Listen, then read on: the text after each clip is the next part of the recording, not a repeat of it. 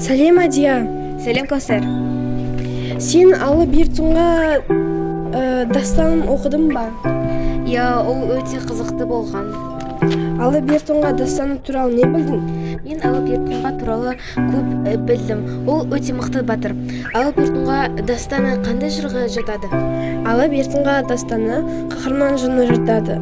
Дастанның басы кейіпкері кім? Алла Бертунға ол батыр. Жырда қай кезіндегі оқиғалар сөз болады?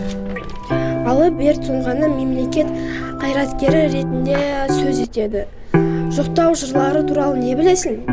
Жоқтау жырлары салтанатты және қайғылы сипаттағы музыкалық композиция, марштың бір түрі. Өлеңген қарқынмен жазылған. Жақсы, Адия, сау бол. Сау бол, Кәусәр.